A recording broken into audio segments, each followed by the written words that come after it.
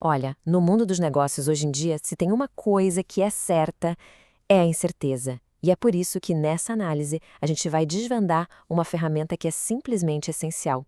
Uma ferramenta que ajuda as empresas não só a navegar, mas quem sabe até prosperar no meio desse caos de mudança constante. Essa frase aí, quem disse foi o filósofo grego Heráclito, há mais de 2.500 anos. E olha, ela nunca foi tão atual. Para qualquer negócio, não importa se é uma gigante ou uma startup começando agora, essa é a grande verdade. É o que define a estratégia de sobrevivência e, claro, de sucesso. Vamos pensar num exemplo bem atual: o YouTube. Ele não tentou bater de frente com as superproduções de Hollywood, de jeito nenhum. Em vez disso, a plataforma soube ler o ambiente ao seu redor. Ela deu poder para os criadores de conteúdo, os indivíduos, e se transformou num ecossistema único, algo que os concorrentes mais tradicionais simplesmente não conseguiam copiar. Então, essa capacidade de se adaptar que a gente viu no caso do YouTube, ela vem de uma compreensão muito profunda do campo de jogo.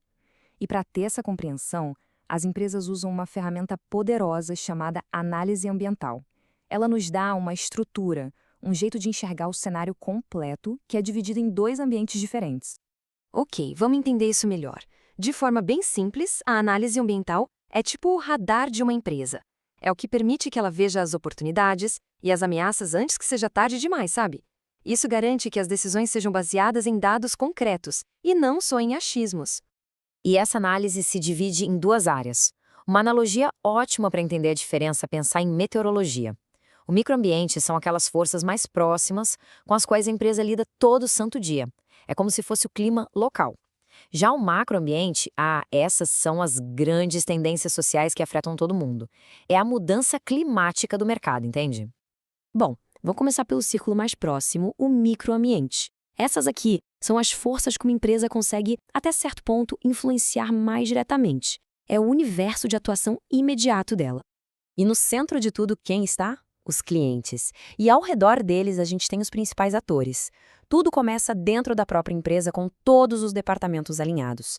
Depois vêm os parceiros de fora, os fornecedores, que garantem a matéria-prima, os concorrentes, que a gente tem que ficar de olho o tempo todo, e os intermediários. Aliás, esse último grupo muitas vezes é subestimado, viu? Eles são a ponte até o cliente e podem definir toda a experiência com a marca.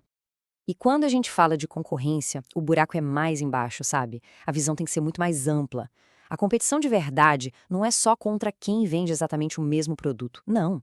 A verdadeira briga é para satisfazer a mesma necessidade do cliente. Pensa bem, um suco, uma água, eles podem sim ser concorrentes indiretos de um refrigerante, né? Esse termo públicos pode parecer meio vago, mas na verdade se refere a qualquer grupo que tenha algum interesse no desempenho da empresa. Pensa no público financeiro, bancos, acionistas, que impacta diretamente o investimento, ou na mídia, que tem o poder de moldar a opinião pública. Até o público interno, que são os próprios funcionários, é vital. A atitude deles é um reflexo direto da saúde da organização. Certo, agora vamos dar um passo para trás e ampliar a nossa visão. Se o microambiente era o clima local, o macroambiente são as grandes marés, sabe? Aquelas forças gigantescas que moldam o mercado inteiro, quer as empresas queiram, quer não. Essas são as 6 grandes forças do macroambiente. São como as correntes profundas que movem todo o oceano do mercado. Tentar navegar sem prestar atenção nelas é como sair para o mar sem mapa nenhum. Para entender a força da tecnologia, não tem história melhor.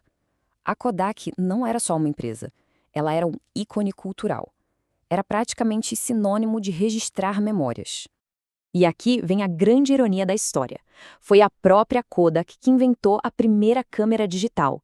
Mas, em vez de liderar essa revolução, a empresa viu a novidade como uma ameaça para o seu negócio super lucrativo de filmes. E por não abraçar a própria criação, eles se tornaram o maior exemplo do perigo que é ignorar a inovação tecnológica. Mas a tecnologia é só uma dessas grandes forças. Outra, tão poderosa quanto, é a demografia. Dá uma olhada neste gráfico do Brasil, por exemplo.